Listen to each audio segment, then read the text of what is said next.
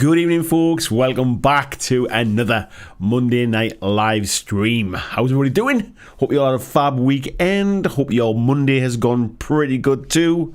And we'll see who we've got in the chat tonight. I can see the ghost emojis popping in there already there. Hello, Marcus. Nice to see you in nice and early, sir. Connor was in as well, saying he's missed the last few streams, so Def won't be here tonight. Hello, Connor. Hello, Peter Nicholas as well. He's wearing his spooky zombie costume tonight. I know it's not quite Halloween, but I guess I wanted to talk about Halloween gaming tonight. I'll get into the details on what I mean by that in a bit. But there's no point talking about Halloween gaming on Halloween. You need to prep for it, don't you? So that's why we're talking about it tonight. Marcus has said he's listening but not chatting. He's putting up his Halloween decorations outside. Hello, Marcus. Hello, Ortega. I can say hello live tonight, not in the rerun. Hello, mate. He's got some drowned earth on the painting table tonight. Hello to Ice Moon as well. Good evening, Jill. Hope you're doing well.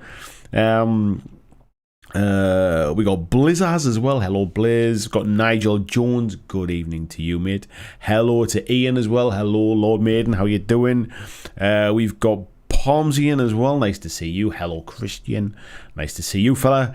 Dan said his missus is off to bed, so he's continuing a bit of work on his dwarf ships while watching on the big telly. Sorry for putting you through the full size version. Anyway, Stuart Mercury. Good evening to you, sir. Jim Zorm's in as well. He says, hope everyone is doing well this lovely Monday. I'm glad it's a lovely Monday for you, mate. Peter saying, brains. I wish I had more brains. Like a Tin Man type. Oh yeah, it was a hot. Was it brains? It was a heart the Tin Man wanted, wasn't it? Was it brains? The Scarecrow wanted. That was it. I couldn't think there.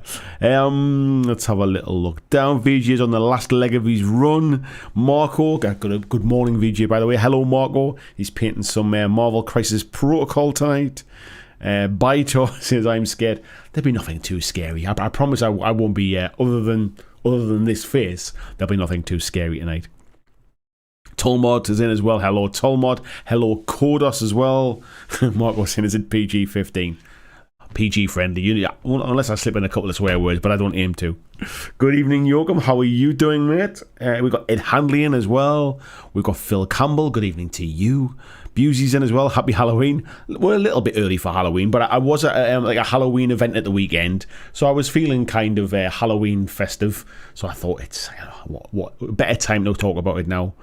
Jasup's in as well. Hello, Jasup. Howdy doodly do to Luke Pryor. Hello to you, mate. Deep Red says, hail and well met, old son. Less of the old, thank you. Baito's working while watching. Well, I won't tell your boss, mate, if you don't.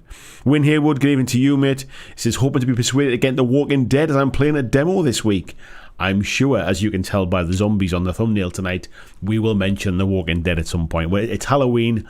What better time to kind of be introduced to The Walking Dead? Dave Mackay, good evening to you, mate. Ian saying, I'm doing okay. How are you? I'm alright, thank you very much, Ian. Aaron Walker, good evening to you, or good morning I should say to you. Tony Howell, hello. How are you, mate? Radak says, this is my boomstick. Hello, mate. Please say all Krogan must die. I saw you chatting about that in the Patreon chat. I must admit that reference is lost on me a bit. Bytos is American football helmet. 2 American football helmets, mate. That's my team. That's my sport and stuff. It's there for decoration for no other reason, mate. Ed says Halloween is my birthday, so a good opportunity for gaming. And this year my little one's going trick or treating for the first time, so no gaming for me. I guess this is probably obviously like with all the COVID stuff last year. It's the first year probably trick or treating for a few kids, I would imagine. But I don't know whether sort of it's still a bit like, are people not doing trick or treating because of that yet? I'm not really sure what's happening. But yes, so tonight I thought we'd I wasn't sure what to chat about tonight. I was kind of asking the Patreons for a few little kind of bits of ideas and stuff. And one idea that I had was about Halloween gaming. So when it's Halloween in a few weeks' time. I mean, what's the date today? It's the 11th, so a couple of weeks, 2 or 3 weeks. Nearly 3 weeks away. and maybe you want to kind of have a bit of a games night with a bit of a Halloween theme. Maybe you're looking for Halloween themed games or kind of monster themed games. So I thought I'd kind of open it up to everyone tonight. I've got little bits and pieces I want to chat about, but I didn't want it to go kind of too deep on the topic, and I wanted to kind of open up to you. What kind of games would you play on a Halloween gaming night? Is there any games that you've heard about that maybe kind of fit that Halloween theme, but you don't know much about them? What about board games as well? Something I want to kind of touch on a little bit more as well is board games and the crossover between miniature gaming and board gaming, and how it's not as kind of wide apart as it used to be many years ago. So yeah, I kind of open it up. We'll get onto all that stuff as well. Which companies make the kind of those sort of monster style miniatures that you would bring over into your games?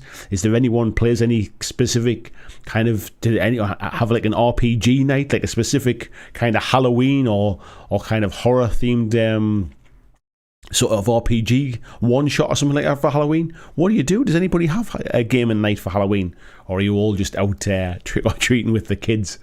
Lord Maiden saying it was to do with the stream that happened on Saturday to Sunday. Oh, Jill's stream. I was away all weekend, so I didn't get to see that. Jill saying thanks for that. Green Stuff Games says, hey peeps, hello Josie, how are you doing? Mark Berracloth, good evening to you, mate. How's you? Busey saying trick or treat last year would probably end up with you in with a prison sentence for the COVID police. Yeah, it would have been a bit different last year, mate. Ortega says Mythos would be a good shout. Yeah, I mean, Mythos is a great game by War Cradle Studios. It's kind of based very, I say loosely, but it's based, let's not beat about the bush. It's based upon like Lovecraftian kind of inspired sort of mythos, if you like.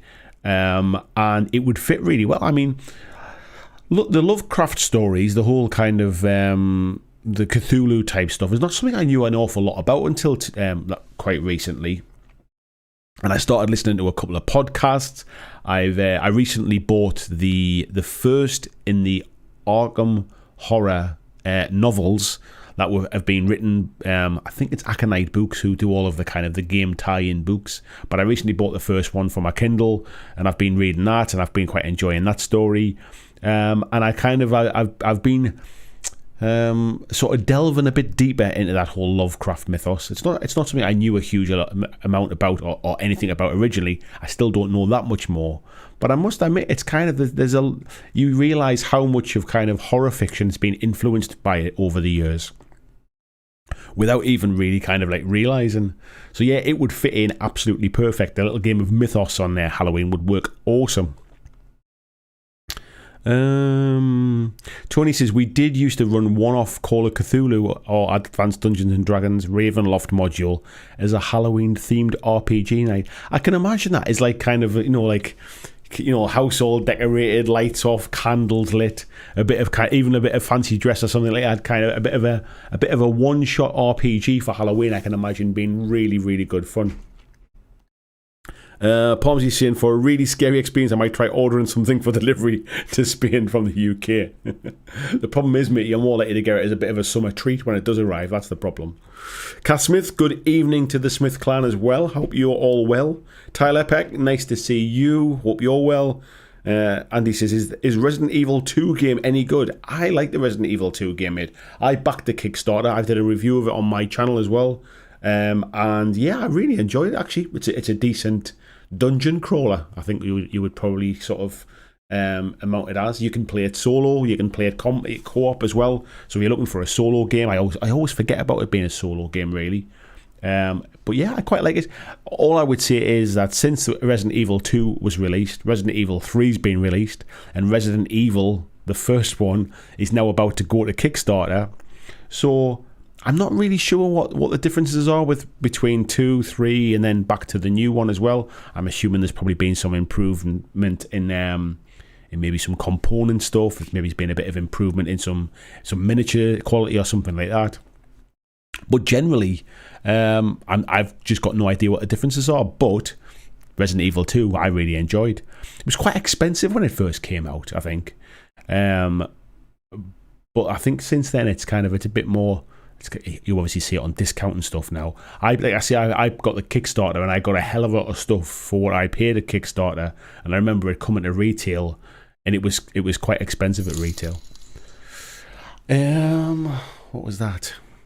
Bytor donated $5 through Super Chat. Thank you very much for your donation. That is very, very kind. Much appreciated. Love the little hippos that was attached to it there as well. Tyler saying, so I'm about to paint the Orc Snazwagon. Anyone got any interesting colour combos? I guess it depends on what you're planning for the rest of your Orc stuff, mate. I'm assuming that is Orcs, is it? It just says OR. I'm assuming that is Orc. It depends on what else you want, mate. So I can't really come up with a colour combination. If you you can pick any colours you want, I suppose. Mark says he did buy the Witches for Moonstone for Halloween. Comes with a resin cauldron terrain. Does it really? I didn't know that, mate. Yeah, last Halloween I bought my Witches and Wars box for Malifaux. Malifaux is another game when you're starting to look at Halloween gaming and stuff, and sort of creepy miniatures that could fit into some kind of, maybe some Halloween themed RPG stuff, or even other games. Really, some awesome stuff from that range. Margot says, definitely Cursed City for Halloween, a truly scary one. I did think, actually, I was just kind of like thinking of a list of games that we could include tonight, and Cursed City would absolutely fit into that mold as well, with the zombies and the vampires and that kind of stuff. Whether it's a game you want to play or not, I'll leave that one up to you, but yeah, it certainly fits the mold anyway. Lord Main says, hopefully you can have a Jill sandwich. I'm assuming that's a Resident Evil quote there. Not our Jill. Cassian must finish painting my Walking Dead minis for Halloween. Which ones have you got to paint, Jill? Kath, rather. Which ones have you got left to paint? I've still got loads of Walking Dead stuff left to paint personally, even though I backed the Kickstarter a long time ago. Back in 2016, I think it was. All the zombies and stuff are painted up, but there's still a fair few characters I never took any paint to. Pomsy saying, I ordered a Nurgle plush 2 weeks ago, ain't got that yet. Don't know where it's shipped from though. The daft thing is, mate, it's probably shipped from China all the way back to the UK and then probably shipped back out to you again. It's probably going round the world twice before it gets to Spain. Peter Stockdale, good evening to you, mate. Hope you're well. Saying, sorry I missed last week's. You don't have to apologise, mate. Just nice to have you in the chat tonight. Tony saying, it'd be nice to get the mansion interior finished for Halloween. I'd like to see some kind of some creepy Halloween pictures, mate. I'm sure you can do an awesome job. Get some nice creepy pictures for Halloween. Jess is saying, good evening, Nerderons. How's everything going? Not bad, fella. I hope you're well too. Luke saying, I've been going through all my Dead Zone first edition stuff today. You really can see how far Mantic have come when you look at the original stuff. Yeah, the original sort of hard, I want to say hard plastic, but it's not restic. That's what people called it, like a resin plastic mix thing. But it's kind of like it's not a nice plastic as such. But it never really held the detail particularly well. Some of the fits were a little bit off. But the terrain itself is the same terrain that you can still buy now. But yeah, it is interesting to see how far they've come when it comes to like sort of miniature stuff. Tony Bouvleiden, good evening, sir. How are you doing? He says, we had a Moonstone tournament at the shop yesterday, and the scenario was digging up pumpkins and getting them off the map in a wheelbarrow as a nod to Halloween. I like the theming of that. For those who don't know, Moonstone is a game where you basically dig up moonstones. They're at different depths, basically, and this is how much you have to kind of like dig them up and stuff and get them off the board. So it fits really well. I like that idea. I must admit, I might steal that one. Cassian about finishing the Walking Dead stuff. Yes, Resident Evil 1 quote. Yeah, I thought it was. What a B-style game. Jill said, I hope it's not our Jill. You and me both, mate. Resident Evil, the first one, or Biohazard as I remember it when I first got the game for PlayStation 1. I got a Japanese import before I saw the UK version. And it was Biohazard back then. I still have fond memories of playing that game. That kind of the full motion video intro where it kind of picks the gun up out of the grass and there's a hand attached to it with basically a bit of a chewed off arm. I can still remember that like it was yesterday. But yeah, it was what a game that was. Evening, James Bray. How are you, mate? Mark saying, I'll be forcing the family to one night Ultimate Werewolf on Halloween. There's 7 or 8 of us playing. That's pretty cool, mate. I've never played Werewolf. I've played many of those kind of sort of what they call like social deduction type games. I've played many different ones, but I've never ever played Werewolf. Let's have a little scan down here. Kath saying it's the characters I need to paint too. Yeah, I think what it was when I got into a bit of a routine of painting the zombies, I found it really easy to batch paint them and just go right, I've got blue paint out, so this one's got blue trousers, this one's got a blue top on, and just kind of like sort of batch painted them like that. And obviously because you're wanting to kind of dirty them up and stuff and put dirty washers and things over them, they don't have to be particularly neat. So I kind of blasted through all of the zombies. But yeah, the characters, it took me a little while longer to paint. Scar72, good evening. Says Ghostal looks like a good Halloween game. Being on sale at $19.99 recently from the publisher. I saw that. There was something they were saying about Ghostal. And it was something to do with the fact that they had to sell the stock that was in the Amazon warehouse because if they didn't sell it, basically Amazon was going to destroy it or was going to charge them to send it back or something like that, and it was cheaper for them to discount it down and sell it off than it was to kind of return the stock or something like that, some random thing like that. So yeah, they've been selling it off cheap. I remember reading, I'm sure it was Ghostal I was reading that about. Tony's having a chat there with Mark saying the TO's created a scenario based on the seasons and one even includes Morris dancing. Morris dancing, there you go. Tyler says, I think the Halloween season has me inspired now that you mention it. He's going to paint the Snaz wagon orange and black. Orange and black would be awesome, mate. So yeah, I'm not really kind of a huge proponent of Halloween. I don't do like kind of fancy dress or anything like that. We obviously like kind of, we might carve a pumpkin with a little one or something like that. But we don't really go overboard. But I do like kind of the horror genre, which always leads me around this time of year to kind of like sort of like dig out all the old horror films that I want to watch again, and you see them all coming on TV or Netflix. They'll kind of put loads of horror films on in time for Halloween. We also start to get like kind of like the scare mazes and that type of stuff. Before the little one was born, I used to love going to Florida over to Universal Studios and doing the Halloween Horror Nights as a bit of an October half-term holiday thing. And I used to absolutely love that stuff. However, obviously the travel restrictions at the minute, and obviously the little one, and that's not really kind of age appropriate for him, so I don't do it anymore. However, this weekend just gone, I did travel down to Thorpe Park, down in, I think it's in Surrey, with one of my oldest sons, and we went down for the Thorpe Park Fright Night.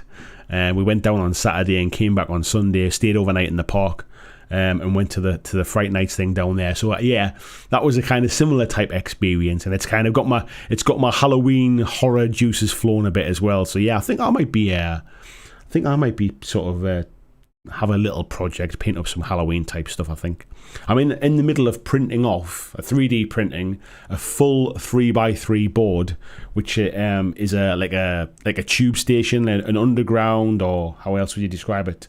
Yeah, like an underground, like a New York subway. That's the word I was trying to remember. Like a New York subway thing. And I'm kind of looking. What's that? 1, 2, 3, 4, 5. I'm just over halfway through it, I think.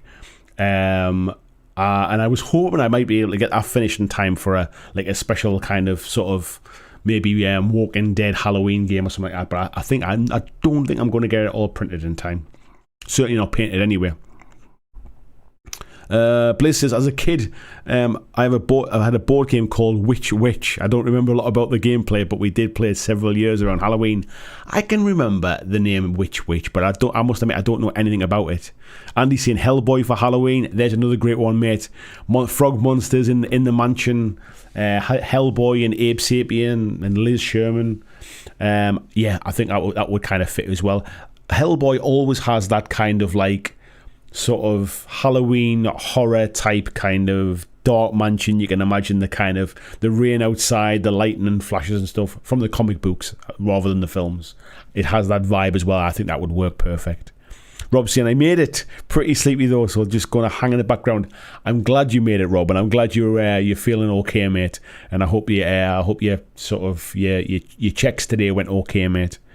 Luke says, Dice Tower newsletter sent. Now you have my full attention. Right, mate. Well, we'll be relying upon you, mate, for a bit of board game input. So if you want to give us some board game suggestions for when it comes to Halloween gaming, either sort of party games, I suppose, if you've got people coming round for a bit of a Halloween party, or maybe if you're kind of just you and the family at home, or maybe some solo games if the kids are going out trick or treating and you're staying at home, what are you going to play? Christian sharing the link there for the Patreon as well. Thank you very much, Christian. I have lost a few Patreons lately, obviously with me missing a few weeks live streaming, with being kind of a little bit ill and being in hospital and stuff like that. And that's absolutely fine. But if you do want to support the channel, as little as $2 a month gets you access to the Patreon chat over in Discord, and it helps me keep the lights on here and keeps me being able to do this full time and kind of devote my time to it, really. Jez says, for a game where all the players become monsters, I recommend the horror game Monopoly. Not bad, mate. Debsworth, how are you doing? Nice to see you. Says, just popping in to say hello while we eat our fish and chips at the seaside. Eating fish and chips at the seaside, 9:15. It must be freezing, Deb. I hope you're all well. Busey says, one of those exit games for Halloween. Do you know what it is? The exit games, I'm not sure if there's any kind of there is one about sort of like the crypts under in France, where the I forget what they're called now, like the catacombs under France, well, under Paris, I suppose, as opposed to under France, not under the whole country. So there is probably a couple that would work quite well for a bit of a horror theme. There's a one about a scientist lab. I'm sure you could kind of put a few candles on and play that as well. But those exit games are perfect, I think, if there's kind of a small group of you. If you want a very a fixed time as well, because it take about an hour to play, or you have an hour to kind of solve the puzzles if you like. So I think they're a great idea for a bit of a fixed time thing. Half a bottle of vinegar gives me the shivers. That just saying, like the Metro, yeah, kind of like the Metro. I was trying to subway was the word I was trying to think. I think it's based upon a New York subway. I'll show you some pictures when I get a bit further, because my intention is to kind of make a video about it as well and kind of show the whole procedure and stuff. But the thing, I can show you. What can I show you? I can show you these kind of things. So these are some of the floor tiles. Let me zoom that in so you can see the. I'm going to focus so you can see the kind of tiles. And essentially, what I'm doing is printing off these kind of sort of floor tiles, and then there's these little kind of spacer things to lift it up, and then there's about 40 of these things to make. So yeah, it's doing that. We've got a nice big subway train there as well. If I can reach that over to that one, he says. There's a nice big subway train that I've printed off as well. So yeah, it's all starting to come together now. It's all coming together. But yeah, it'll be perfect. Bit of Marvel Crisis Protocol. Maybe some nice kind of underground Walking Dead as well. I think it'll work perfectly on that one. But yeah, it'll work great for a few games. Margot saying, I have Funkiverse Nightmare Before Christmas. I didn't realise they did that, mate. My little boy loves Nightmare Before Christmas. This is pleasant for both Halloween and Christmas. Yeah, that'll work well. Tasty Brain Drain, hello to you. Baitor says, do you watch UFC fight nights? I don't watch a lot of UFC, to be honest. Although, to be honest, recently I have been watching a little bit more of UFC stuff since the is it Paddy the Buddy Pemberton is it not Pemberton? Is it? It's something like that. Paddy the Buddy though. Since he's just started in UFC, he's had his first fight recently. A young Scouse lad from the UK. So I've kind of been keeping an eye on that. But I'm more into boxing than I am UFC. Luke says, Halloween board gaming list coming. Nice one, mate. Andy Smith says, how do I get on the Patreon chat? If you're a member of the Patreon, mate, which I know you are, if you go into the Patreon chat, into the Patreon website, go to Patreon, there's a link in there which when you click on it will take you through to the Discord chat. If you're not a member of Patreon for anybody else, you won't be able to see the link and you won't be able to click it. And that's how I know the people coming through into that are basically members. Mark's saying Zombicide, Dead of Winter, Mansions of Madness, Betrayal, I'd House on the Hill, to name but a few. I've never played a Zombicide game. I'm ashamed to say, because I think at the point where I decided I was going to buy a Zombicide game, there was so much choice out there. So there was obviously Zombicide first season with all of the different bits of expansions. Then there was Black Plague, I think it was. Then there was Green Horde with all of the expansions that come with those two as well. Then there's been the George Romero one, the Day of the Dead version of Zombicide. There's been Zombicide second edition. There's been the Western one, which wasn't, is it called Dead or Alive, I think, which was on Kickstarter recently. I think there's a new Zombicide coming. I've just seen recently they've done some limited edition kind of releases with Ghostbusters miniatures in, which I thought looked pretty cool. Why it's just saying there, Night of the Living Dead, that was the one, yeah, a very minimal. Tony in the chat, he bought that as well. So the reason I've kind of never bought a Zombicide game is there is so much choice that basically I never really know which is the one that I should pick up. So rather than kind of buying the wrong one, I just never bought one. So yeah, I kind of like, I think at some point I'd like to try one, but yeah, I've never even tried one. Kyle, hello Kyle, how are you doing, mate? This is from me, Nectophobia, the night, is it Nyctophobia? The Night Cage and Vagrant Song are my recommendations for spooky Halloween games. I may be a tad biased about the last one. There's nothing wrong with being biased about a good game, mate. Yeah, perfect. They are absolutely perfect games for Halloween gaming. Vagrant Song might well be making it to my Halloween gaming list, I think, this year.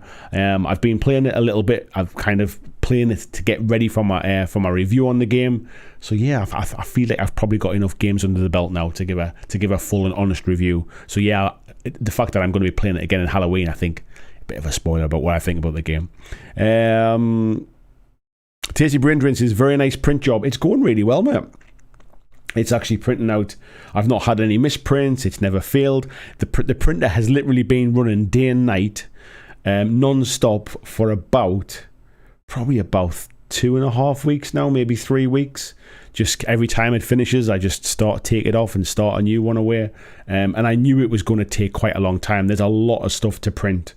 I've probably already been through about 2.5 reels of plastic so far, or PLA. I shouldn't really say plastic, as it's kind of plant-based stuff. It's not like bad for the environment or anything. Yeah, it's coming along. Obviously, I've got, as I said before, I've got the big subway train there as well. I've also got these train tracks. So when it all comes together, there's like buildings, there's escalators to go on it, there's like sort of like subway pillars and stuff. There's walls for the back of it. It looks pretty cool when it's all done. But yeah, I bought the files myself. I'm printing it all out myself. It's not like a sponsored video, or like nobody sent me anything to have a look at it. It's just for myself. It's something I want to do as a bit of a project. But I intend to kind of show make a video and show it kind of, when I say start to finish, you don't want to just see me printing stuff out, but I'll show some little clips of the printer printing away. But yeah, I'm looking forward to getting it all done.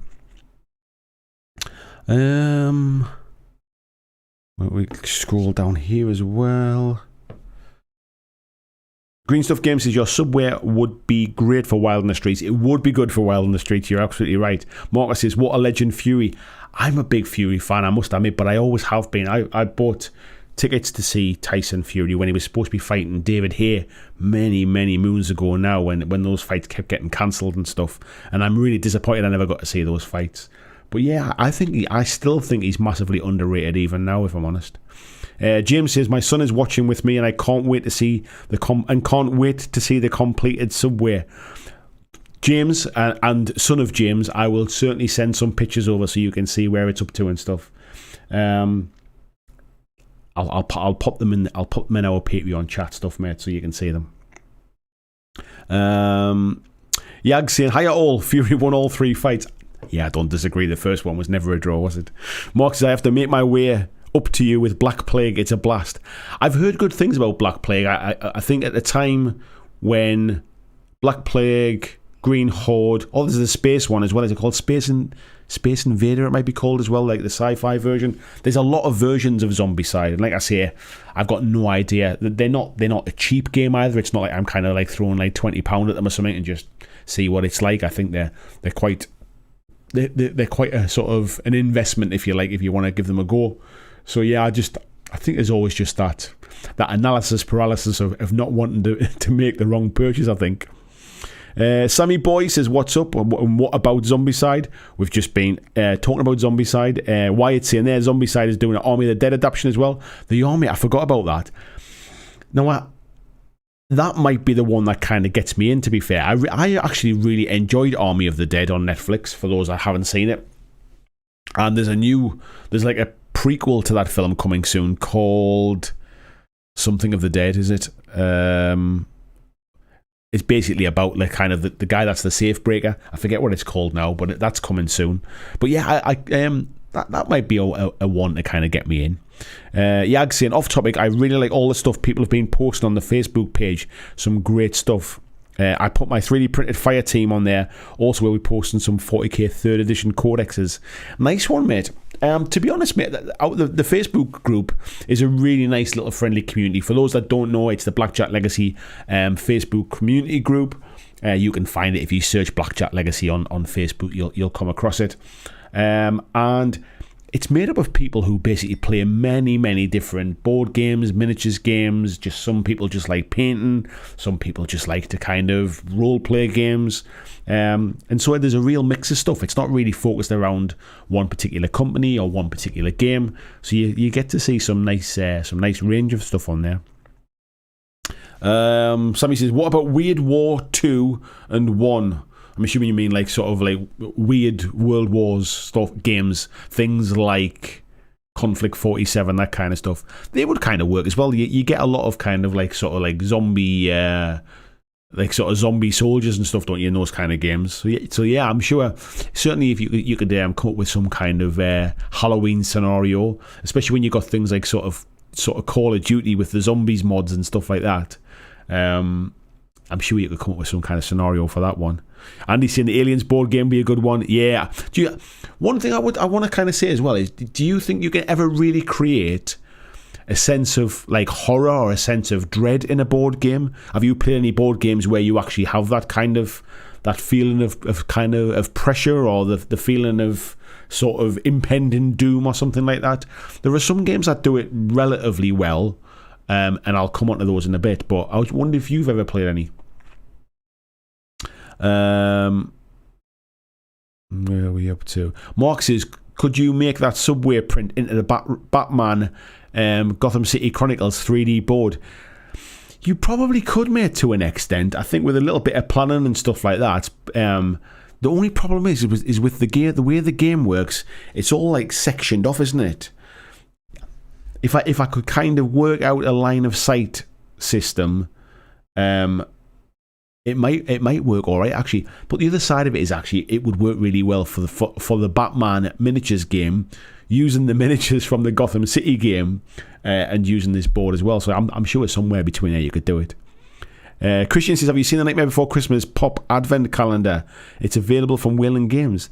I haven't, mate. Actually, no. I didn't even know that was a thing. I'll have to check that out, buddy. Beauty says, have you got any trains printed? Yeah, I have, mate. That's the one I've printed so far, to give you an idea of the size. So across my shoulders, that gives you an idea of how big it is. So that is like kind of like 2 carriages. I've had to print them as 2 separate halves because my print bed's not big enough to print it as one big thing. And then underneath as well, I've printed 2 sets of kind of tracks, not tracks, like trucks rather, for the bottom.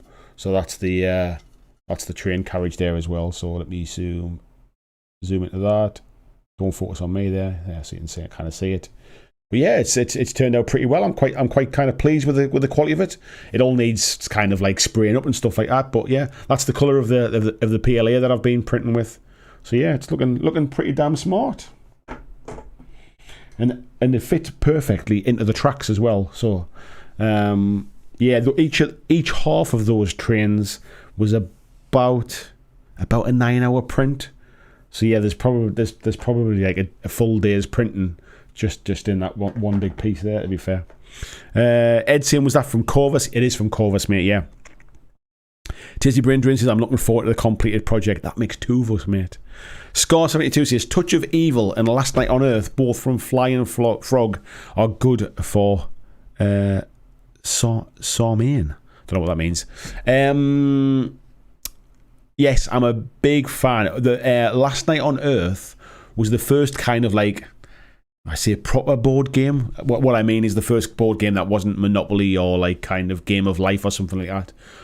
Last Night on Earth was was the first board game I bought. It was at a time where I was into miniatures games. I was traveling to conventions and stuff, and I used to listen to the D6 Generation quite a lot, the podcast. And it was a game that they had been talking about. I was at Salute, and I saw it for sale on a store there, and I thought, you know what it is? I love horror, I love zombies, all that kind of stuff. I'm sure my wife will play it as well. And so I picked it up, and and the rest is history, I suppose. That was what at the time I was kind of like painting miniatures and stuff like that. I wasn't doing YouTube or any of that stuff. It was long before I ever bought Walking Dead. But yeah, I thought it would be a cool game to play, and it's a really kind of simple, straightforward game to get my head round as a first board game, really. And I quite like that kind of the B-movie vibe of it.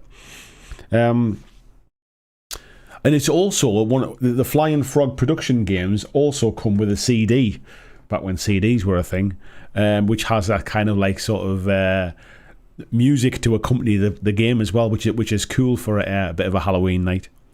Christian sharing the link there as well for. Let me just get rid of that because that's in the way now. That's it. It disappeared off my screen. There was something come up from some Windows thing. Where are we up to here? Yeah, Christian saying, get your OG BlackJack Legacy t-shirts. Thank you very much, mate. Let's have a little look. Mark saying, I have the Invaders and the Black Plague with the expansions. You can play them both. Army of Thieves, that's the one, Yag. Thank you very much, mate. Army of Thieves. I couldn't remember the name of it. I couldn't remember it was Army of something or something of the Dead. Or was it? Yeah. Ed saying, the problem with boxing is the ridiculous need to have an undefeated record. It leads to boxers avoiding anything resembling a legit challenge. UFC has more real competition.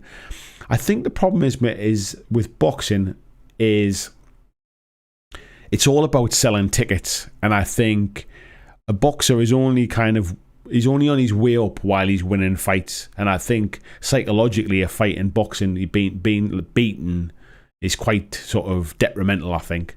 But yeah, I know what you mean. I know exactly what you mean. Tasty Brindrin says, yeah, I know a lot of people didn't like Army of the Dead, but I did. Yeah, I remember reading loads of kind of bad press about it and negative reviews and people complaining about it. Let's be honest, it's a flashy, it's a Zack Snyder film. It's bound to be kind of lots of style over substance in areas. I'm all right with that. Like, as long as it's not like I was kind of watching this expecting it to be the next kind of like getting ready for Oscar season kind of thing. I wanted a zombie film which was cool to watch kind of thing, and like I've got a big affinity with. I love Las Vegas. I love the way that it was kind of set within like a walled off Vegas in there as well, and they're running through the casinos. I just think it did a good job of what it set out to be. It didn't need to be overly deep. Luke says, I sent you a message on Facebook with a list and some links if any use.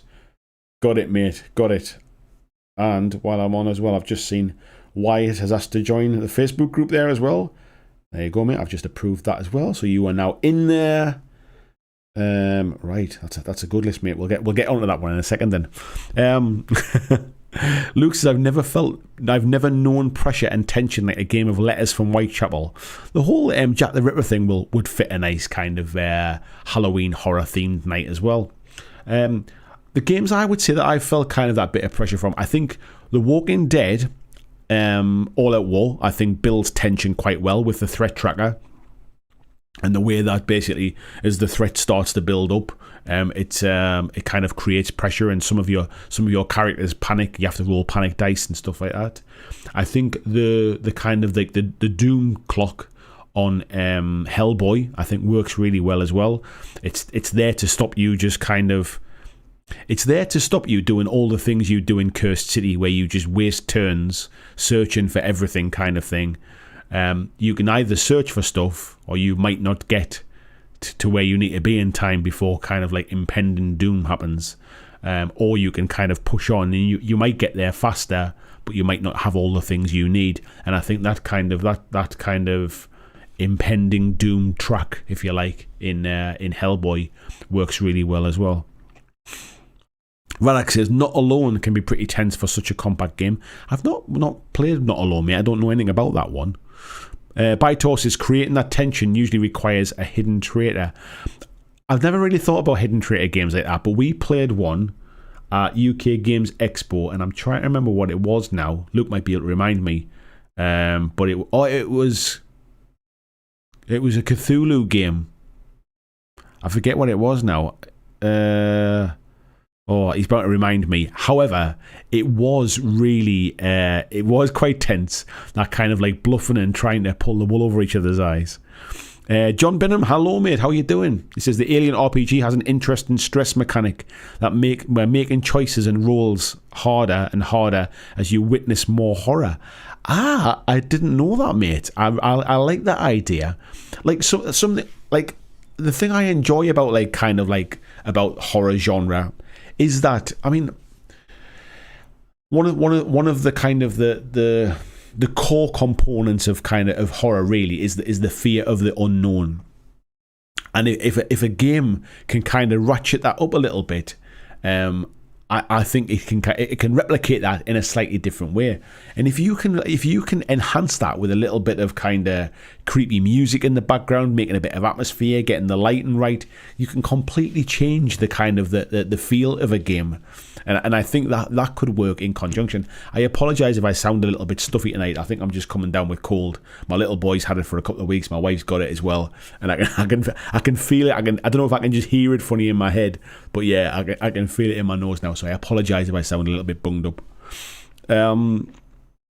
Andy Smith says, yes, mate. Space Hulk. If you can get involved in it. I've got Space Hulk, and I must admit, it never ticks my boxes, and I don't know why. Kyle says, with a lack of auditory senses being utilised, sound is a big factor in horror. Tension is best way to create fear in a board game. Yeah, I kind of agree with you there, mate. I think you have to kind of create some kind of tension. You're never going to get like a jump scare from that, and like it's not like you're going to like flip over a card and get a shock at the picture or something like that. You can't create that type of fear. So I think tension and sort of creating mistrust, like somebody said with the traitor games, creating mistrust, that hidden traitor type thing. But I think sort of like, as I said before, setting a little bit of ambient sounds and stuff I think would be cool as well. Ortega says, I would say Dead of Winter is good for that. I've never played Dead of Winter. I've read about it. What was it? I'm trying to remember if I'm mixing my games up here. Is Dead of Winter the one where you get multiple kind of storylines through it, where you can make choices which change the story? Is that Dead of Winter, or am I mixing that up with something else? Sammy Boy says you can do a Warhammer fantasy with zombies and some heroes like dwarves, knights, elves, and an empire. Yeah, I suppose you could. You can certainly sort of like, I've got plenty of kind of graveyard terrain and stuff like that. You can certainly kind of set the scene, that's for sure. PCC nice, that's impressive. It's printed out all right, mate. I'm quite kind of happy. It looks a little bit rough at the moment in places because I've kind of been sanding down where the joins are and stuff like that between the two train carriages. But once I've kind of give it a matte coat of primer, you won't see all them bits where some areas, some of the PLA looks a little bit lighter where I've been rubbing it with sandpaper and stuff. That'll all just blend in when I spray it. But at the minute, it's kind of standing out a bit. But yeah, it's looking all right. Luke says, list of Halloween horror games is horror. Let's have a look and see if they're the same ones he's got on the list here. So he's talking about Horrified. This is classic Universal horror creatures co-op game trying to complete tasks to rid the town of the Universal monsters. It's interesting because somebody once asked me if I could create a game, what would I make a game about? And I always had in my head that I would love to make a miniatures game based around Cabin in the Woods, about that kind of idea of random kind of creatures coming up from the depths of a cabin somewhere, where you play the kind of like the folks staying in the cabin and having to survive these kind of onslaught of monsters and stuff. So in my head, I think if I was ever going to kind of create my own game, I would use that as basically as a bit of a base. And somebody said to me, "Oh, Horrified's a bit like that." And there was another game they mentioned as well that sounded a bit like that. So maybe somebody's already beaten me to it. But yeah, I think that's what I would love to try and kind of to do something like that. Betrayal House at the Hill. I've played Betrayal House on the Hill, and I do really enjoy that. It starts as a co-op game of investigators trying to solve an issue, and then the omen occurs, and one of the party becomes the bad guy. Yeah, we played that. I remember there was a point in the game where this kind of like this twist happens. And I was the bad guy. I had to leave the room while the rest of the party decided what they were going to do, and I had my own little kind of separate mission at that point. It was quite a fun game. If you're into Cthulhu stuff as well, it's got that sort of kind of insanity type thing going on as well. Mysterium. One person plays the silent ghost, trying to give investigators images to give them clues as to their murders. Vision are cards of weird artwork. Oh, I've heard of Mysterium, but I must admit I've never played that. Sounds interesting. Fury of Dracula and Letters from Whitechapel. Yeah, they are essentially the same game as he says here, where essentially one person plays either Jack the Ripper or plays Dracula. If anybody's played, what's the one I'm thinking of? Scotland Yard. Very, very similar to that type of thing. Basically where everyone else is investigators, and the person who plays either Dracula or Jack the Ripper is essentially moving around the map without actually putting a piece on it, so they have to track it themselves and kind of write down where they are, and the investigators are trying to find out where they are on the board. Really interesting. Yeah, but I remember playing Scotland Yard when I was a kid and stuff, and they're very, very similar types of games. Rob says, I think I'll be playing Carnivale for Halloween. Carnivale is an interesting game that seems to be gathering a little bit of noise lately, and I don't know if it's just because we're talking about it, so I'm hearing about it more, and I'm seeing it when it's mentioned, because it was a game that I never ever see kind of talked about. It gives me similar kind of vibes to things like Mythos from War Cradle, a little bit of Malifaux as well from Weird Games, in the fact that it's not just straightforward good guys and bad guys kind of things, or sort of humans and monsters. It's a lot more complex and kind of twisted than that. Yag says, Deep Madness is a really good game. You can get overwhelmed very easily. They've also made rules after to make solo play a bit better and clear up the rules. Let me just scroll back. So that's just jumped off my screen now as there's a bit more chat. There we are. We're up to it here now. I've heard of again, another game I've heard of, not played it, mate. So I'm not really sure exactly, but yeah, if that's kind of got that kind of sort of overwhelming mechanic in it, I like the sound of that. Tisney Braindrin says, I just played Nemesis a couple of weeks ago. It draws upon Alien and Aliens, and I think it will be a great horror game to play. I remember seeing Nemesis when I was at UK Games Expo. I think it must have been. It wasn't this one just gone, so it was the one before lockdown. And I think it was on the Asmodee stand when I was chatting to the Asmodee guy there. They had the Nemesis game there with the miniatures and stuff, and it looked pretty cool.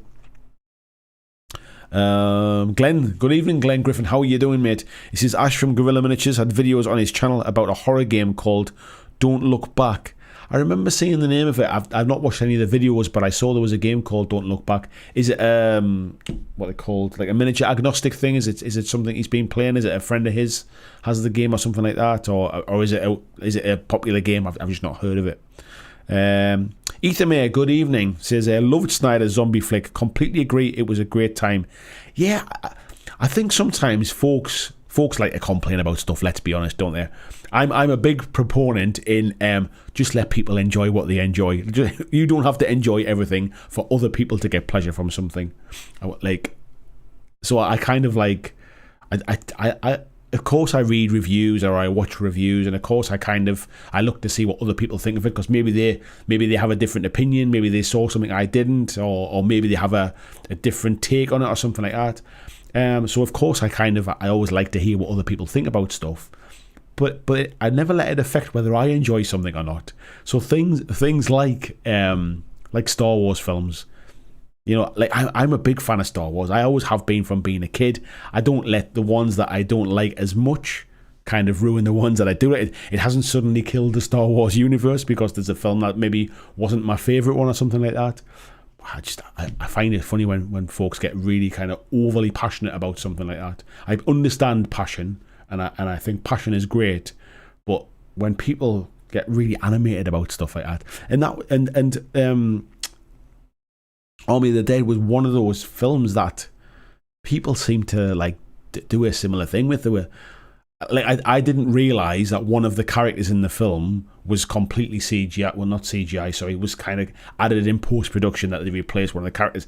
I didn't realise that when I watched it. I kind of tried to stay away from all the kind of spoilers and stuff before the film came out. So that when I read about that afterwards, it was like, oh, no, it didn't stand out to me. It looked perfectly fine. And then I was reading in the reviews of people going, oh, it was blatantly obvious that all this was kind of added in afterwards and stuff. And I thought, well, I didn't know about it and I didn't notice it. If you knew about it, maybe you were looking for it. Maybe that was the thing. Regis is for a small, fast Halloween game. Shout out, Tiny Epic Zombies. I've heard a lot about the Tiny Epic games, but I must admit I've never played one. But I do. They always seem to get recommended. Lord Maiden shouting Doom. I've never played the Doom board game. I've played the Gears of War board game, and I think were they both written by Corey Konieczka? I think for Fantasy Flight. I feel like I've got that in my head. I could have it completely wrong. Regis is also a fan of all the Fantasy Flight Lovecraft games like Arkham and Eldritch Horror and Elder Sign. Don't Mess with Cthulhu. That was the game that we played, Luke. Thank you very much, mate. Mini Warmut. Good evening, mate. She says, I enjoy Zombicide's Trick or Threat mission. Fun. Is that something that they kind of released like as a nice kind of Halloween scenario or something like that? Or is that part of the original Zombicide missions? VG says, if you like deck builders and Victorian horror, check out Terrors of London. Thank you for that, mate. Ethan May says, The Thing, Outpost 31.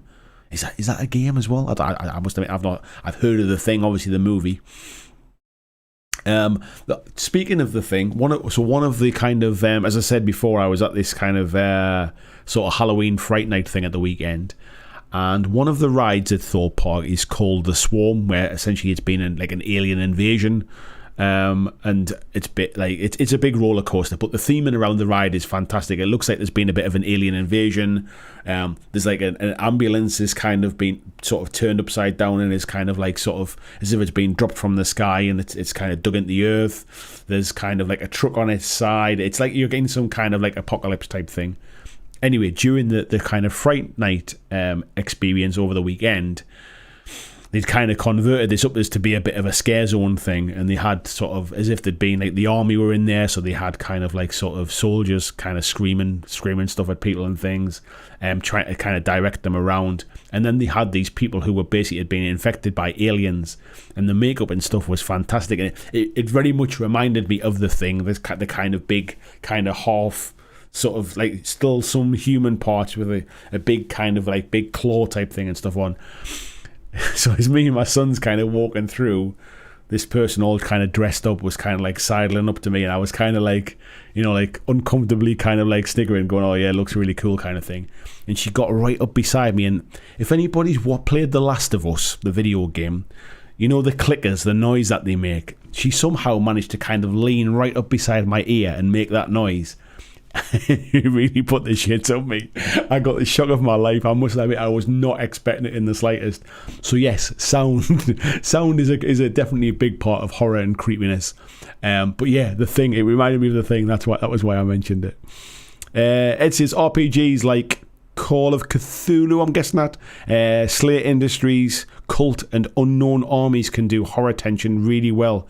You need the right group though. I think that's a fair point. If somebody's kind of playing in the group and they're kind of not really wanting to set the mood a little bit, they want to kind of laugh and giggle about stuff rather than get into the groove, I can imagine that kind of spoils it for everyone else. But you're right, I think you do need to be in the mood for it. Mini Warm says, of course, I do enjoy the classic monster game Horrified. Yeah, we've just been talking about that. Has anybody played the other Horrified version, which is set in, it's like American kind of cult monsters as opposed to the kind of the universal ones. I think it's got things a little bit like a Yeti type. Not a Yeti.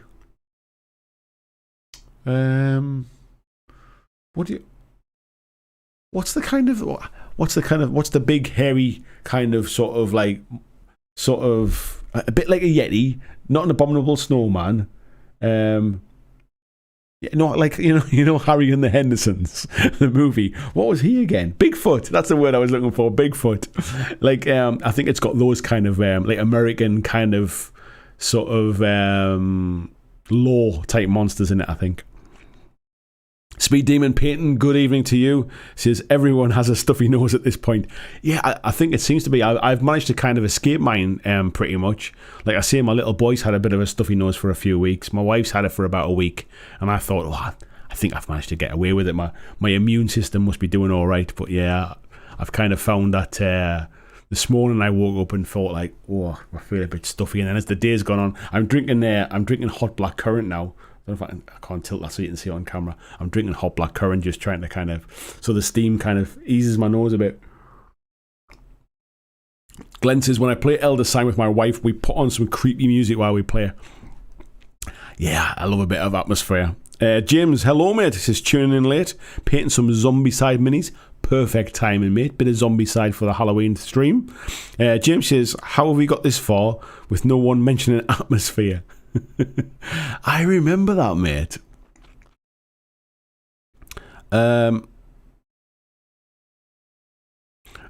James says, did I also miss the reason for the stream being called Halloween? I tell you why it's probably called that, mate. I've probably just spelled it wrong. Oh, there you go. Yeah, that's all it'll be. I'll have just missed a letter out of it, mate. I can always edit it back. In fact, I will do. Otherwise, nobody will ever see what it's supposed to be called. Yeah, it's purely just a spelling mistake, mate. In fact, nah, it's going to annoy. How have I not seen that all day? Because I've not even looked at it. That'll be why. I bet if I change it now, it'll change. There we go. And there we go. Save changes. There, it's changed now, mate. I've got no idea why it was. Why I never noticed that. There you go. I'm just waiting to click that button now. So yeah, we're back. It's got the right name now. Yeah, Atmosphere. I remember that. I'm sure it came out as a DVD later on as well, but I do remember the VHS version. Lovemaid says it's Halloween. VJ is horrified. It's a great game. I've played a bunch on Tabletop Simulator. Yeah, I'll have to kind of do a bit more digging about it. It sounds like it's right up my street. I think I mentioned this a few weeks ago. I remember seeing it on sale in a bookstore near me. Waterstones basically sell board games as well now. James's Cabin in the Woods is an amazing movie, but every time I watch it, I want the monster to be different. I think Cabin in the Woods, if you watch it not knowing the premise of it, is an absolutely fantastic film. It's just it's a little bit like what Scream did to kind of like the horror genre. It kind of mixed it up a little bit. It basically took the rules of horror and kind of messed with them. And Cabin in the Woods did exactly the same thing. And it's that kind of like that nod to if you like horror films, you know all the rules, you know what to expect. So we're going to kind of twist it on its head a bit. It's just a big shame that they never made another one. Like you say, I would love to have seen kind of a follow up to that kind of thing, or a prequel to it. How did it ever get to that point, kind of thing? You know, like sort of like building up a bit of backstory. Yeah, I'd love to see it again with some different monsters in it. VG says, I'm surprised no one's mentioned the late 80s Nightmare Atmosphere board game with a videotape. Yeah, it's just come up there, mate. I don't think I ever played it. I think I was probably a bit young and probably creeped out by I always remember the guy's face on the Atmosphere thing. James, I want to pick up Mansions of Madness. I've often considered picking up Mansions of Madness based upon good recommendations. Second edition works well with the app as well, where you can basically play it as like co-op or play it solo. So yeah, it is something that keeps going onto my should I pick it up list. Yeah, look at me catching up with. Oh, I was going to say look at me catching up with the chat, but then a big chunk of chat messages just come through there. There we go. Scroll back and find everybody's. Oh wow, it's massively jumped forward. There we go. Busey says atmosphere live stream on Halloween. I have to find a video recorder first. Glenn says Don't Look Back seems to be a miniatures game that does have its own miniatures and starter. It lets you play a game that has the setting of a classic horror film with a murderer trying to kill people. I'll have to look into it, mate. I've not heard anything at all about it. Phil Campbell says Simon's The Others or Cthulhu Death May Die. Why have I heard of Cthulhu Death May Die? No idea why I've heard of that one. Lord Min says you have the patience of a god. I actually hated the Butcher in Diablo 1. Also hated the Flood in Halo. What are we talking about there? I must have missed something in the conversation. I'm trying to remember going back. And everybody, yeah, Bigfoot, Abominable Snowman, Bigfoot, Sasquatch, the one with the big feet. Yeah, I could remember. Yeah, VJ saying it's called American Cryptid. There you go, mate. Thank you very much. Andy says, hello, I think I've done the Discord thing. I'm not sure, mate, if you have. I saw you said hello on Patreon. I saw that bit, mate. I'll have to send you a link. I'll tell you what, I'll sort it after the chat, mate. I'll send you a message to your Facebook Messenger and send you a link to it. John Candy, yeah. VJ says the Jersey, that's it, Jersey Devil's in it and Mothman and stuff. That's the one. I remember reading a bit about it on Board Game Geek. I think it was recently. Peter, good evening to you, mate. He says, just home from work. Best games for Halloween: Walking Dead, All Out War, Here's Negan, Fear and Faith. I haven't heard of that one, mate. From Ganesha Games. And Castle Ravenloft from D&D, yeah. Sasquatch is right, mate. I just couldn't remember the word Bigfoot for some reason. It wasn't until I said Harry and the Hendersons. Do you know why I said that? Is because it was called Harry and the Hendersons in America, I think, and it was called Bigfoot and the Hendersons when it was in... Oh, no, Harry and the Hendersons was the movie. Bigfoot and the Hendersons was the TV show. That's what it was. Luke says, I love it when Andy racks his brain for something you know he knows, but his brain's just decided to throw away the key to that filing cabinet. Do you know what it is, mate? I've got one of those brains that basically stores all information, right? I've got some useless information that gets stored in my brain, and I'm pretty good at remembering stuff. But you're right, it gets filed away, and I have to kind of like go, what is it again? And I've always like got stuff that I'll have like a something that will trigger it off to remember what it is. The way I remember 99% of stuff is going through the alphabet, almost as if I'm looking through a filing thing. It's like if I'm trying to remember a famous person's name or something, or who sang such and such a song. In my head, I'm going like A, B, C, D, and I will get to a point where like I'll get to the letter and it'll literally just come back to me like that. So I do have some kind of filing system in my head for sure. Jess says there's an RPG system where you set up a Jenga tower. Every time a character wants to do something, they pull out a block. Proper tension builder. Oh, I like that use of a Jenga tower as an option. Oh, yeah, I do like that. Ethan Mayer says, yeah, The Thing Infection at Outpost 31 is a great board game from Mondo based on the movie. 4 to 8 players, I think you can imagine trying to figure out who's the hostile alien. Ah, nice. I like that idea. Ortega saying Harry and the Hendersons terrifying. The Hexy Beast, good evening to you. Says, evening, dude. I'm sat down with Imperium card game right now. Imperium. The name rings a bell, but I must admit it's not kind of flashing up in my mind what it is. Andy says Atmosphere, a dodgy early 80s song. So Atmosphere, yeah, and Tony Howell. Wasn't that a Russ Abbott song? That was called Oh What an Atmosphere. I remember that song. Atmosphere, so it was basically a board game where the story played out on a videotape, and you would play a part of, imagine it a little bit like a kind of choose your own adventure type thing, but on a video screen. If anybody watched the Bandersnatch on Netflix, the Black Mirror thing, where you basically chose your own kind of paths and stuff like that. It played a little bit like that, but imagine it being on a videotape.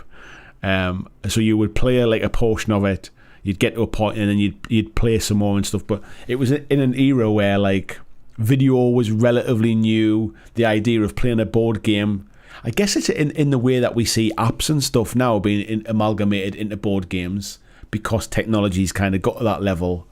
It was a bit like a similar thing of its time, really.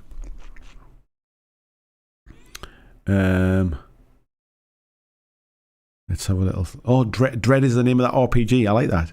Bliss says, I thought it was a northerner thing. James says, thanks, mate. Enjoy your channel. It's helped me get back into mini games.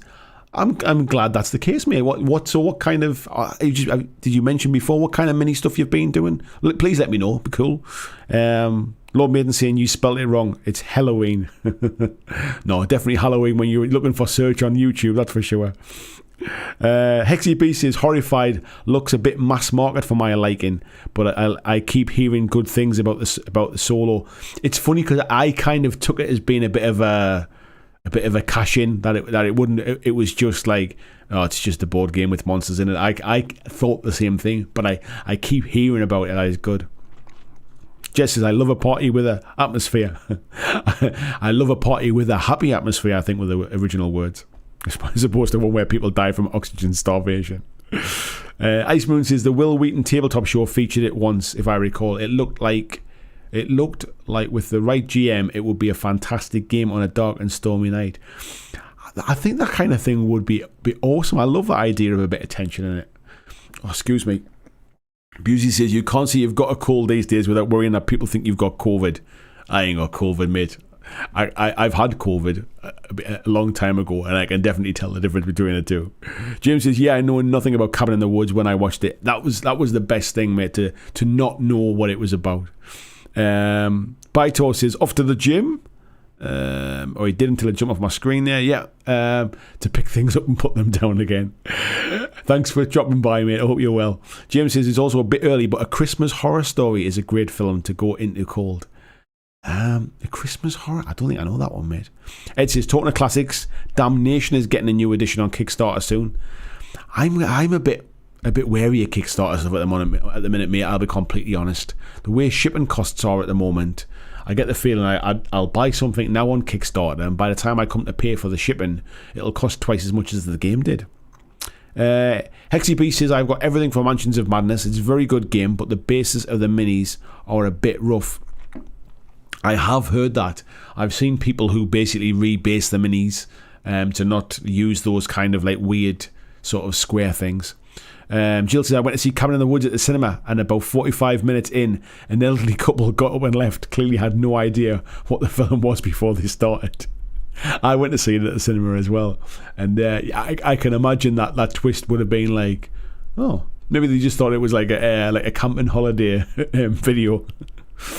Ed says Mansions of Madness is nuts. Christian sharing the link there as well for my Goblin Gaming affiliate link. Thank you very much, mate. Jill says, don't look back. Also package all their minis in a VHS cases to add to the style. That's pretty cool. Mantic used to do that as well, to be fair, but I don't think it was for style points. Peter says, Stotto, my mom will shoot with Sly Stallone is truly horrific. I still think that's funny as well. I think Estelle Getty is hilarious. Hexy BC, I think best Halloween game is probably Arkham Horror 3rd edition. Arkham Horror 3rd edition. No, I've not played it. Andy saying cheers. Yeah, no bother, mate. I'll send you a link, and then basically if you need to download Discord. If you haven't downloaded Discord already, you need to do that first. Make yourself an account. Mini Warm, which is last Friday game is on pre-order. Ultimate Friday the 13th game. Nice. Where are we up to? Mini Warm, which is in the revised edition, and Devil May Cry: The Bloody Palace.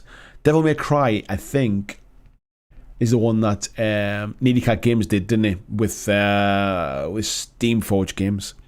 Ortega says, my only memory of the Atmosphere board game was seeing in the Argos that's kind of my memory of it, to be fair. Just seeing it in the Argos catalogue. Warmwood says, is Last Night on Earth, the zombie game, any good? I've been eyeing that game and haven't pulled the trigger yet. I like it. I was talking about it earlier on. It was the first kind of like proper board game I ever bought. And I like Last Night on Earth. The miniatures are not fantastic. It's relatively simple and straightforward. If you like kind of B-movie, like sort of horror movies, it's got some kind of like nice appeal to it as well. But I think it's fun. James says, I was a 90s Warhammer kid and then didn't touch any games for 25 years. Good to see how it's all moved on and the YouTube channels. Yeah, even the YouTube stuff's kind of like evolving all the time as well. Like when I first started doing YouTube, it was essentially just people like sort of making videos to show other people what they'd been up to. Like, oh, I've been painting this week. And it was almost like a bit like a video log type thing, really. A little bit like the next move on from forums and stuff of like people just sharing pictures. It was a case of, oh, I've been doing this, or so and so asked me how I did this thing, so I just thought I'd show you type thing.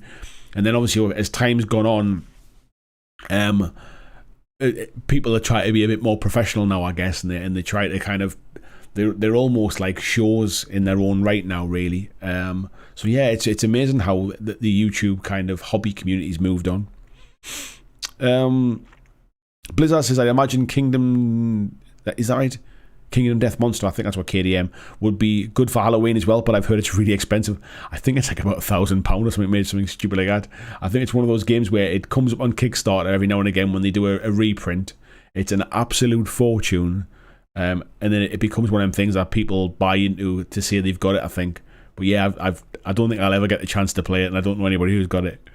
Luke says, all of my Mansions and Madness on clear bases, repurposed the square ones from Rumble Slam. The original bases for Monsters of Madness, Mansions of Madness, I should say, are horrific. Pointless waste to cover artwork. Gilson, yeah, rebased all of hers on clear bases too. Original bases were awful. VG says, Arkham Horror 3rd Edition was the one I was talking about. It's the great LCG I have not played but hear good things about. I must have the 2nd edition, I think. I've got Arkham Horror card game, but it must be the 2nd edition I've got. Peter saying, yeah, Last Night on Earth's cool as well. Phil says, Studio Miniatures sent their zombie minis out in VHS cases too.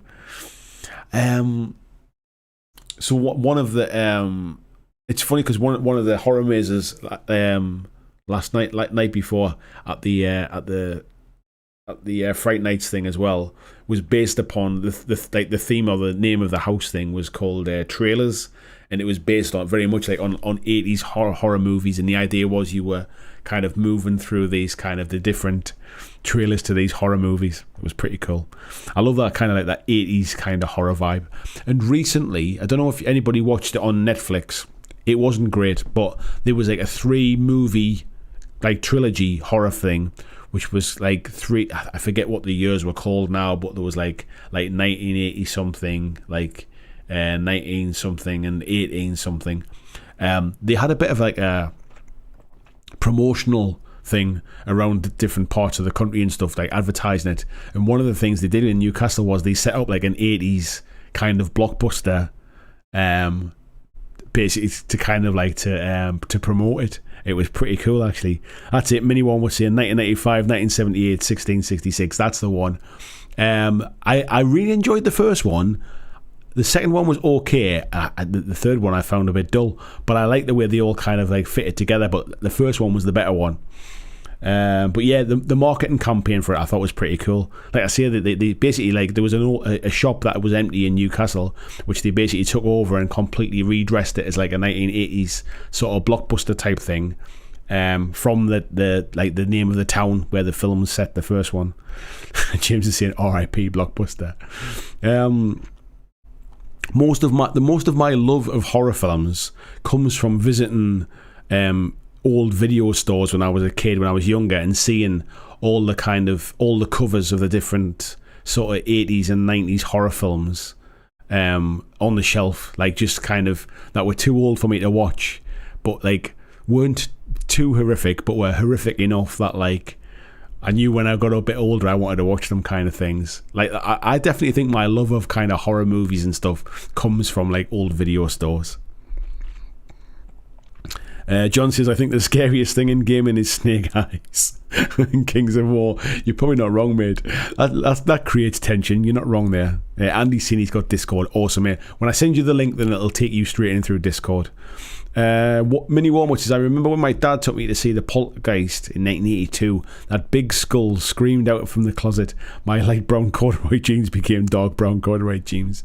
My first experience of horror movies, of being really kind of like scared by them but like not wanting to turn away, was American Werewolf in London. I remember that. And I remember the way our house was when I was a kid was the staircase to upstairs was like in the living room. I think a lot of like kind of like small kind of village house things were a bit like that. So you basically like at the back of the living room was the staircase up to the upstairs where my bedroom was. And I remember me kind of creeping back down the stairs when I should have been asleep and looking through the banisters to see what my mum and dad were watching on TV. And they were watching American Werewolf in London. Like I now know that's what it was, kind of with hindsight. And it was the part of the scene where, I forget what the characters are called now, but where the guy's basically having that kind of, he's having a bit of a nightmare type thing. And it's where he's in bed and he wakes up in the forest in the bed, and when he opens his eyes, he's got those kind of wolf's eyes. And I remember seeing that bit and absolutely scaring myself stupid. But then like the next day, kind of like thinking about it and wanting to know what I'd missed and what was the rest of the story about. That was where my love of horror films come from. And then going to the video stores with my mum and dad while they kind of like got a new one out and stuff.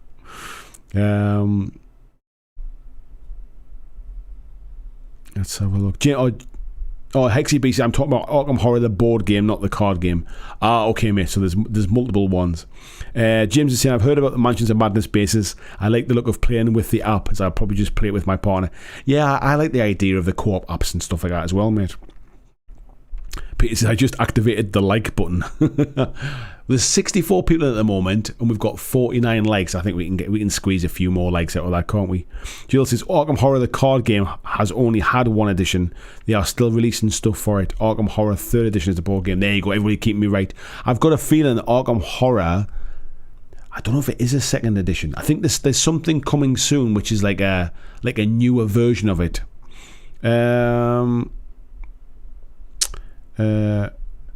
Glenn saying, remember what you could get a tan in a video store? Yeah, I do remember that, mate. Jill says, Halloween, the holiday when you wave to people until your hand falls off.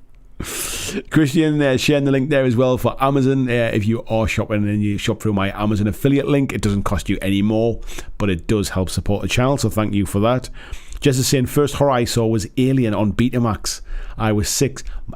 Mine, like I say, that was back on a Philips V2000, mate. We didn't even have a VHS or a Betamax then. He said he watched that on Betamax. He was 6, walked in, and just as John Hurt gets chest bursted, left a crease in my brain, and still a favourite movie of mine. Phil says, remember going to the video store with my mates, trying to rent out the classics, Video Nasties, only to have put them back as we weren't old enough. Yeah, I mean, I remember going back sort of like years later. I think it was, I can't remember what it was. There was a lot of those kind of Video Nasties were banned and stuff like that. And then recently they re-released them, didn't they? And I remember going back and watching things like sort of Driller Killer and what was the other ones? I Spit on Your Grave and all that type of stuff. And I remember going back and watching them. And actually some of them are quite horrific, really. And even like sort of like thinking, going back 20 or 30 years maybe to some of those. Like, they must have been pretty rough at the time. Peter says, I almost forgot, but Aliens board game was pretty good for Halloween too. Yeah, somebody, and Resident Evil. Yeah, we mentioned them all earlier on, maybe before you come in. But yeah, great shout. Mini One, what's his new version? Not new version, revised version of Arkham Horror, making it easier for new players. That's what it must be. I remember reading something about it, mate. Thank you. Oh, excuse me. Let me just get a drink and try and clear my sinuses.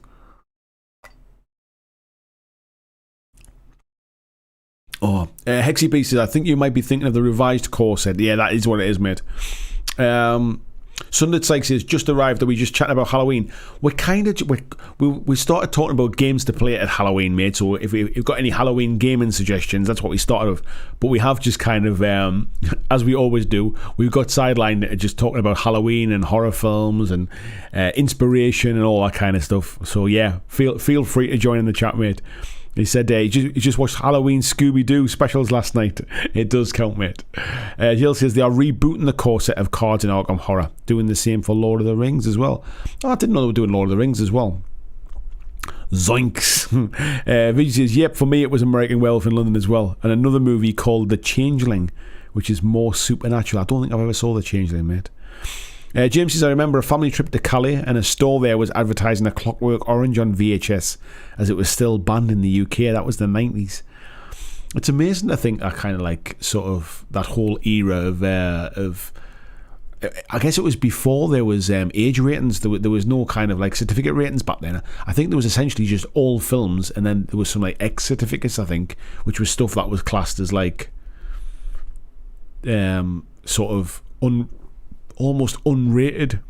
I remember like when I was a kid, one of my friends, he had an older brother. It was the same older brother actually that kind of introduced me to miniatures the first time. He had like Blood Bowl minis in his room and that he painted and stuff.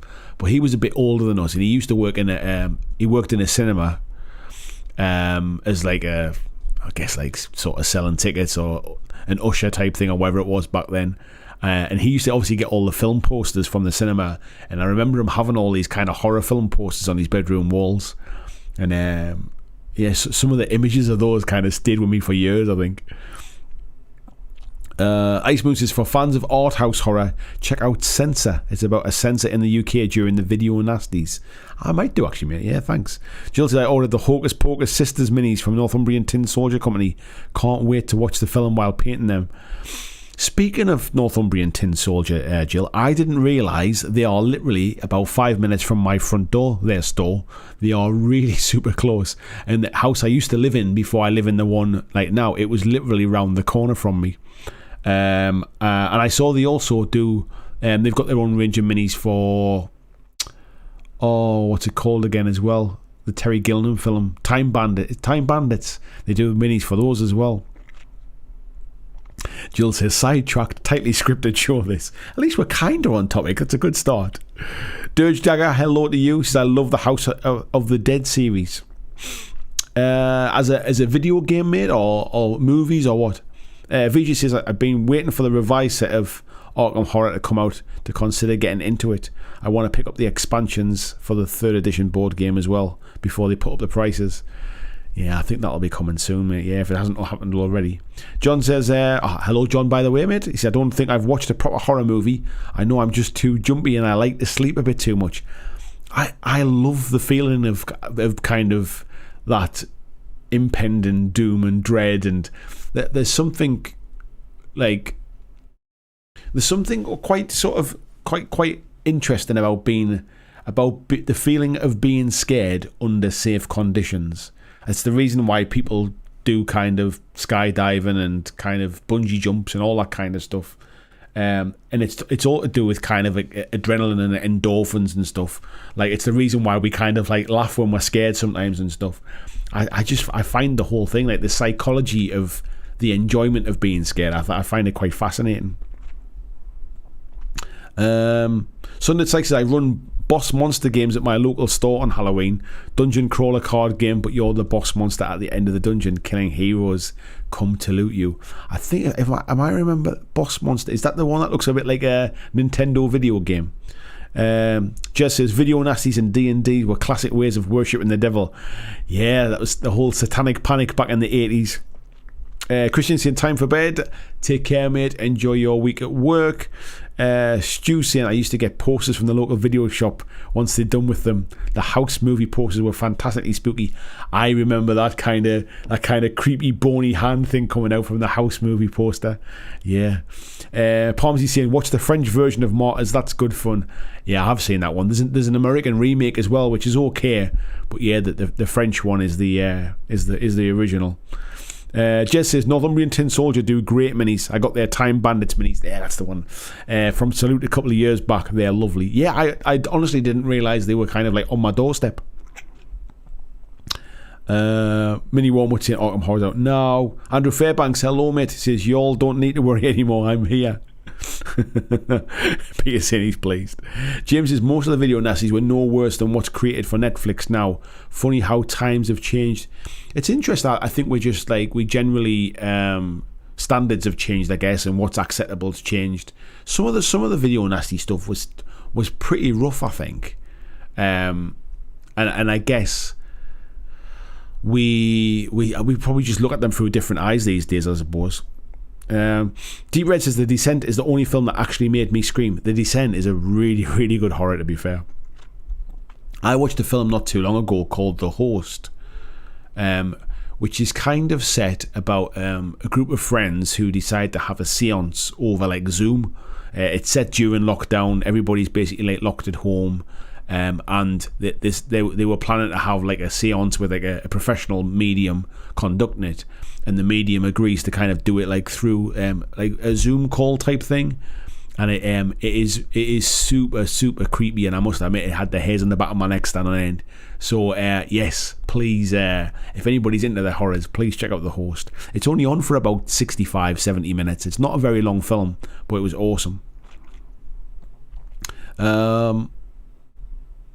Tolmart saying the film that terrified me was the TV series Salem's Lot. Yeah, I remember that as well. Andrew says, read Salem's Lot before I saw the movie. It's pretty accurate. Yeah, it's not a bad sort of version of the movie, actually.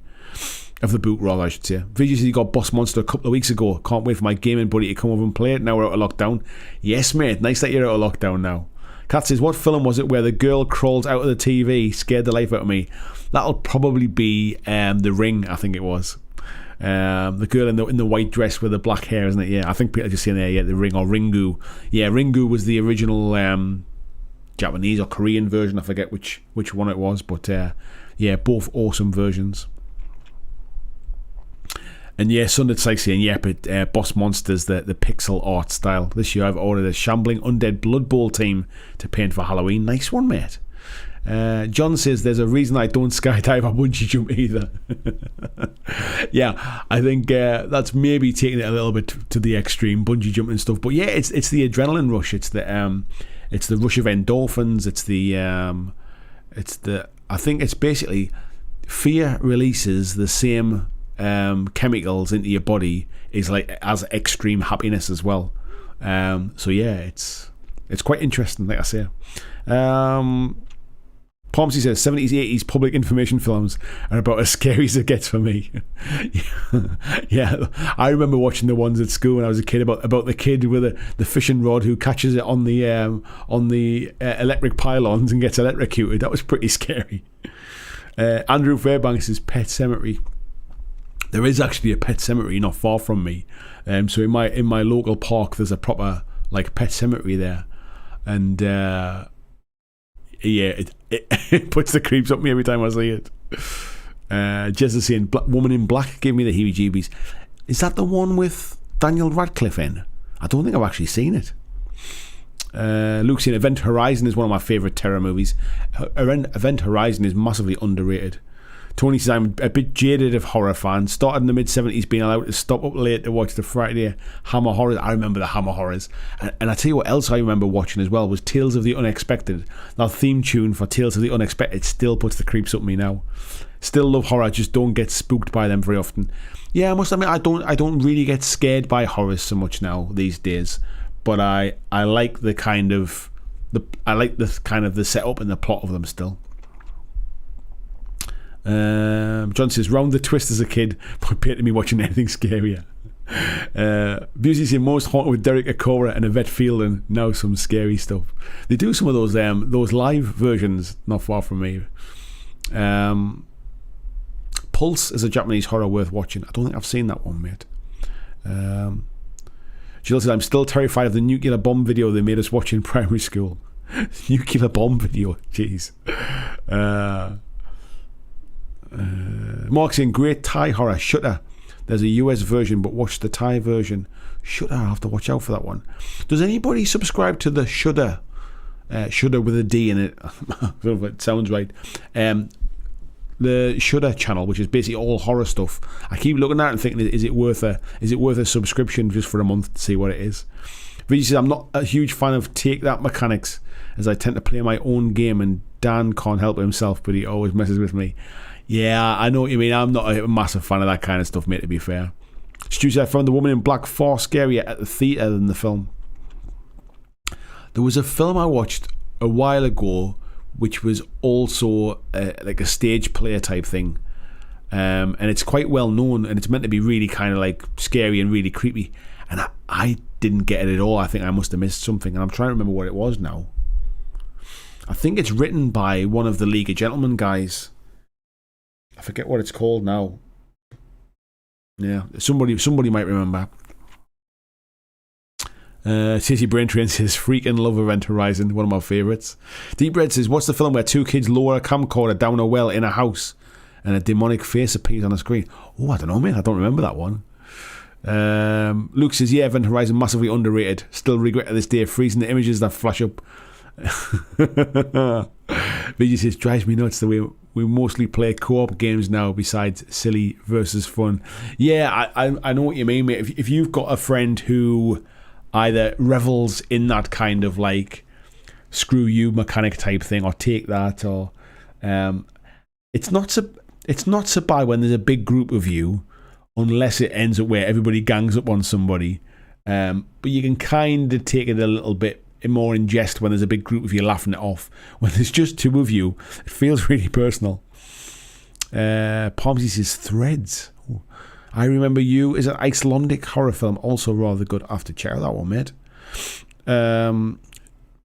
James says Threads is the nuclear bomb thing, right? I've not seen it, but it's supposed to be bleak. Oh, I've not seen that. Blizzard says, I've been tempted to subscribe to Shudder as they apparently have quite a good selection of giallo horror films. Yeah, I must admit, I keep thinking like I might give it a, like they do like 2-week trials and stuff like that.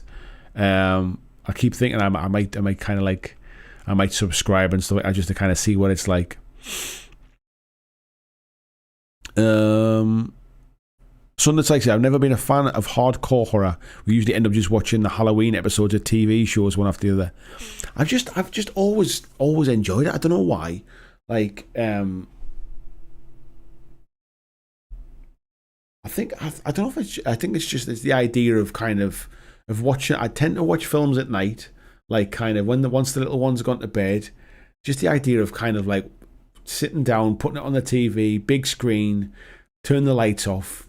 Have that kind of sort of creepy vibe. Like, actually, if anybody's been watching the American Horror Story, like has like a TV series which is full of like different kind of like seasons, but there's a new one called American Horror Stories where it's like sort of like 10 episodes which each has an individual story, and I've really enjoyed watching that as well. That's been cool. James says the Blair Witch Project is the only film that really scared me. I was 14 visiting my dad in Florida. I stayed up all night staring at the ceiling. I went to the cinema to see that with my sister, and I must admit I completely kind of like missed the ending, or I didn't understand the ending when I watched it, so I didn't really get the same kind of like creepy vibe from it that I think a lot of people did. I don't know if it wasn't in the right mood for watching it that night, and I don't think I've ever gone back and watched it again.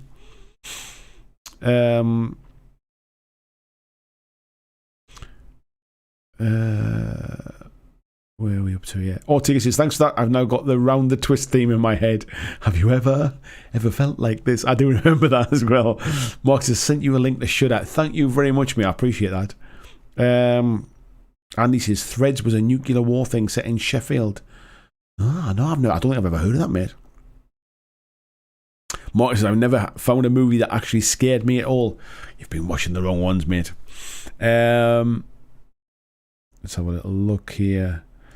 Oh yeah, VJ saying, yeah, Dan, he's gaming, but he's a great guy, but after 20 years of competitive magic, he can't help himself with take that mechanics. When it comes to card games, he just sees straight through the matrix. Yeah, that doesn't kind of fill me full of fun either, mate. I think it's also because I don't see through the Matrix type stuff. James says, yeah, you must have been about 35 in 99, mate. Yeah, thanks, mate. I actually, in 99, I was actually 24, mate, to be fair. I was 24 in 1999. James, I've been rewatching the X-Files. I don't think I've ever seen the X-Files, mate, to be honest.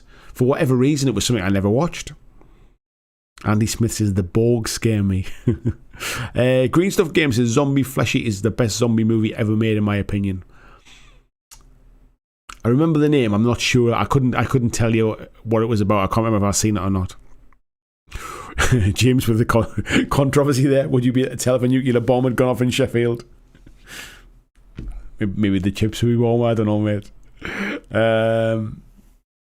Marx's Blair, which wasn't great in cinema, but on DVD with headphones was much better. Maybe that was why then. Hexy Beast says, lol, in 99 I was 11. Right, oh, youngins. Andy Smith says, When the Wind Blows was a cartoon about nuclear war. Sounds exhilarating, mate. Tony says, Blair Witch was one of those films where it either worked for you or it didn't. I enjoyed it. Yeah, I think it just didn't work for me. For whatever reason, I didn't get it. I thought it was a clever idea. I mean, the found footage thing, we never really kind of like got prior to that, really. But then ushered in a whole raft of kind of like copycat type stuff. I think VHS or no, Record, I think, was a decent one, if you've ever seen that one. And he says Blair Witch was scarier depending on whether or not you lived in the wood. I can imagine that. I forgot Around the Twist was Australian, mate. Yeah, he said a guy I used to work with was a child actor, was on that. James says a good list of X-Files episodes out there. I'll give you the main story. I might have to check some of them, mate. Terrifier was with a clown. Yeah, we've completely gone off track now. We're just talking about horror films now, aren't we? And Cassie, I made my mum take me to the Care Bear movies in the 80s. I think she still gets flashbacks. I went to the Care Bear movies in the 80s because my mother made me take my sister. Because if I remember, I think I've mentioned this many, many times, we didn't have a lot of money when I was a kid. So it was cheaper for my mum to basically buy 2 tickets for me and my sister, basically just kind of like dump us in the cinema and wait outside for it to finish, than it was for to buy an adult ticket and a child ticket. So I remember going to see the Care Bear movie. Was it Care? Yeah, and we did the same thing for the My Little Pony movie as well, because my sister wanted to see it, but it was cheaper for me to sit with her, just sit there like this, waiting for it to finish, than it was for my mum to sit with her. Marcus, have you seen Unfriended? I have seen that, mate. James's VHS was a good compilation too, yeah. My wife said I'm going to bed. Which is neither an endorsement or a strike. Yeah, exactly, mate, exactly. I think it's called Record or REC, like Rec. And there's a Rec 2 as well, which I think are American remakes of foreign versions of horrors, but they're pretty good too. And Tasty Brain Drain saying, yeah, spooky episodes for X-Files. Awesome. Well, you've certainly given me some extra stuff to watch. Yeah, Palmsy there saying Host is a good Zoom-based horror film. That's the one I mentioned earlier on, mate. Host was awesome. I really enjoyed that. Mini One watches, come on, I take off for a bit and return with you talking about Care Bears. Big 180. I'm just trying to make sure everybody sleeps well tonight and doesn't have nightmares. Sunday Sykes, I've always had a thing for werewolves ever since I was a kid and saw Hugh Jackman Van Helsing movie, and the remake of The Wolfman. And I have watched Dog Soldiers. Dog Soldiers is awesome. I'm trying to think what I would say what probably one of the better werewolf movies is. I mean, The Howling's not bad, but no, I can't really think of one now. Bobsy saying don't have nightmares like the end of Crime Watch. Yeah, exactly, mate. Right, I think I'm going to call it a night now because I can hardly breathe. I can feel my sinuses kind of filling up here. So we'll call it a night. Thank you very much, folks, for your Ginger Snaps. Good shout, mate. That is a good werewolf movie, and Teen Wolf obviously as well. Yeah, thank you very much, everyone, for joining me tonight. I really do appreciate it. I will see you all on Wednesday for the painting stream. I've already got one video in the can for this week and plans for another one as well. So we're starting to kind of get the videos coming back again now as well. So please watch out for those. I would appreciate it when you do see my videos coming this week, please do watch them. Please share them. Please give them a thumbs up. My channel took a bit of a kicking from YouTube lately because I haven't been posting as regularly as normal. So yeah, I would appreciate the help, folks, if you can. But yeah, have a good week. I'll speak to you on Wednesday, and take care, folks. Thanks for watching my video. I hope that you really enjoyed it. And if you did, why not consider clicking on the suggested video below to see more of the work that I've done. If you'd like to support the long-term sustainability of this channel, why not consider checking out my Patreon, where you can pledge and support from as little as $2 a month. And there is lots of different tiers and bonuses, which will give you access to a private Discord server. It will give you free t-shirts, free mugs, a podcast every month, and a number of other things, including getting your name at the end of every video, like these awesome folks who already support me now.